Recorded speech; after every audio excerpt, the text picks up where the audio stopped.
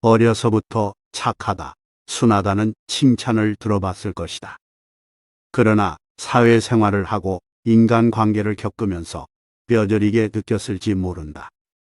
본성이 착한 사람보다는 성질 부릴 줄 아는 사람이 훨씬 잘 산다고 말이다.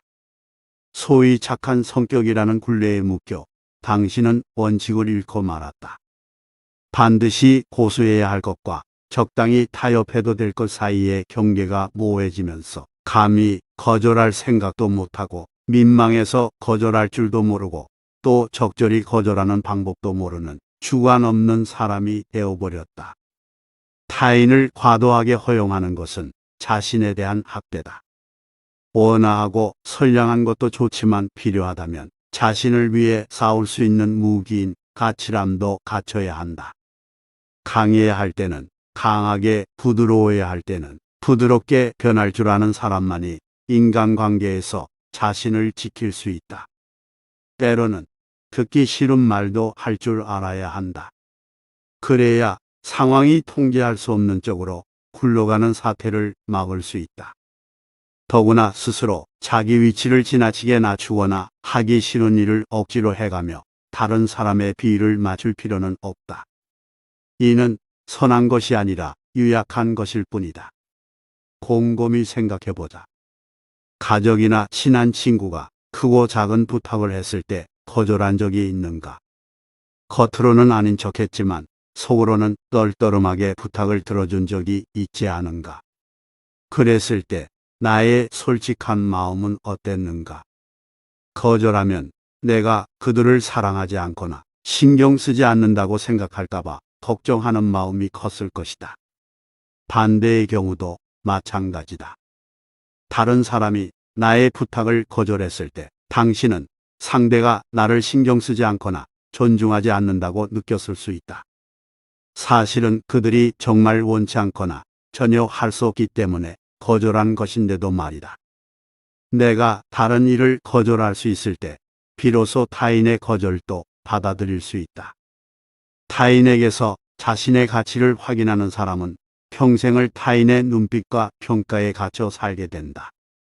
또한 타인의 인정이 절대적 기준이 되면 우리는 스스로를 긍정하기보다는 부정하기 쉬우며 마침내 자기 자신을 긍정할 힘을 잃게 된다.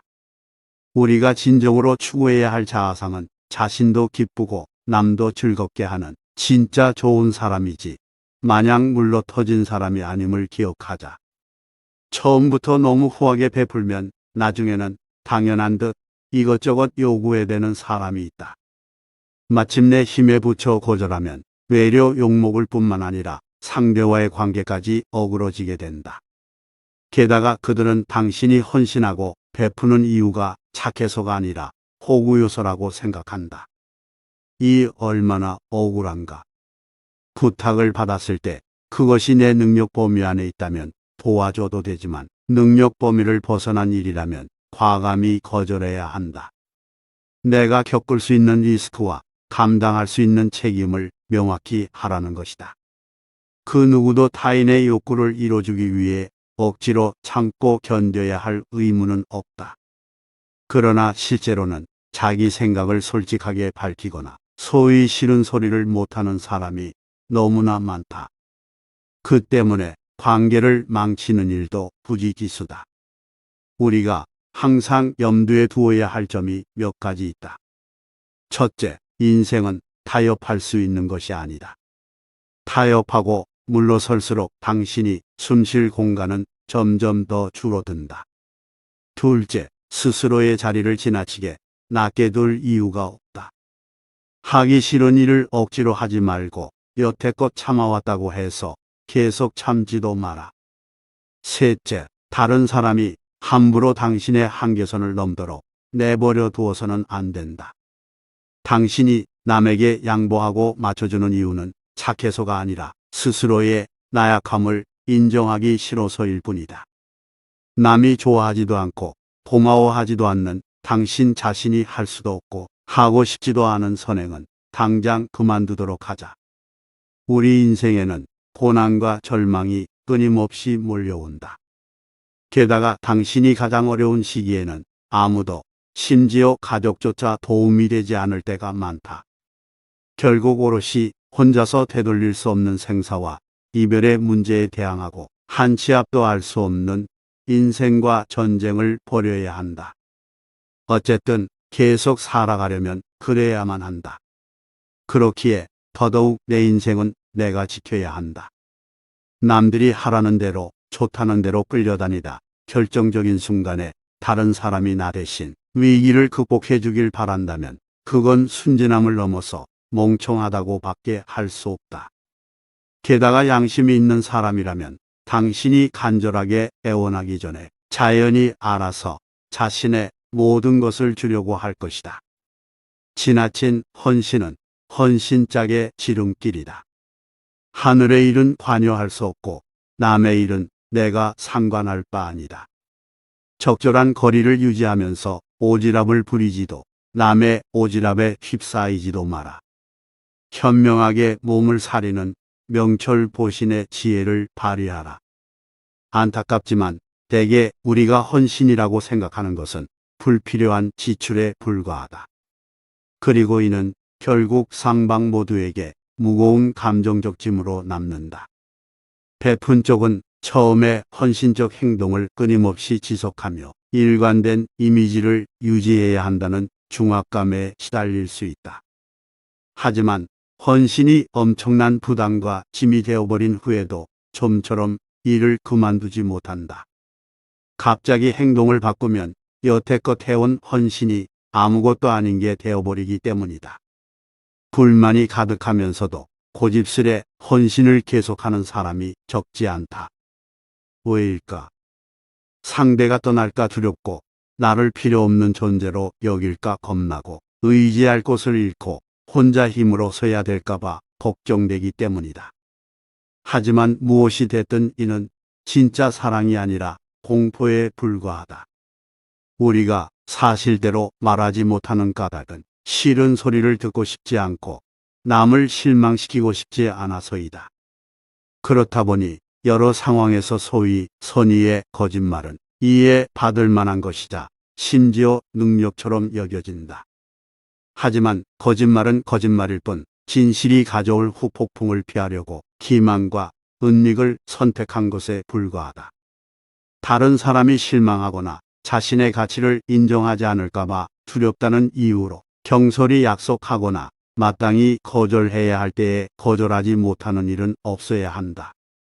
상대가 누구라도 마찬가지다.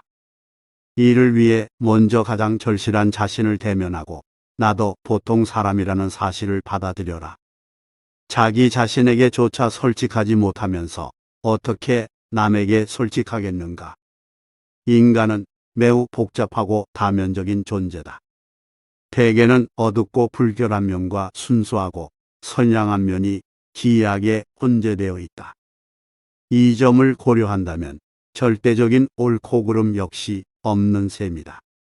그러나 악을 대하는 태도에는 반드시 원칙이 있어야 한다. 잘못을 저지른 뒤 진심으로 양심의 가책을 느끼며 괴로움에 시달리는 사람에게는 관용을 베풀 수도 있다. 그러나 무조건적이고 맹목적인 용서와 동정은 오히려 악을 부추기고 선을 왜곡하는 결과를 초래할 수 있기에 반드시 지양해야 한다. 살다 보면 좋은 일이 생길 수도 있고 나쁜 일이 생길 수도 있다.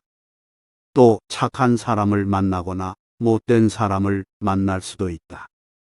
인생에는 이런 만남이 빈번하다. 어쩌면 그때 당신에게는 그것을 감당할 힘이 없을 수도 있고 혹은 당신을 대신해 감당해 줄 이가 없을 수도 있다. 그런 경우라면 부디 기억하길 바란다. 어쨌든 이런 일은 피할 수 없고 자기만의 관점과 생각을 고집하며 상처 주는 사람과는 실랑이 해봤자 아무 소용없으니 끝까지 녹다운되지 않도록 노력하는 길이 최선이다. 그리고 굳세게 견뎌낸 다음에도 굳이 자신에게 상처 준 사람을 용서할 필요는 없다. 사실 용서의 핵심은 과거의 나 자신과 화해하는 것이다. 그렇기에 나 자신의 감정이 가장 중요하다. 그래서 용서에는 타인을 향한 측은지심도 있어야 하지만 무엇보다 자기 내면을 깊이 들여다보는 선량한 지혜가 필요하다. 항상 다른 사람의 생각을 추측할 필요는 없다.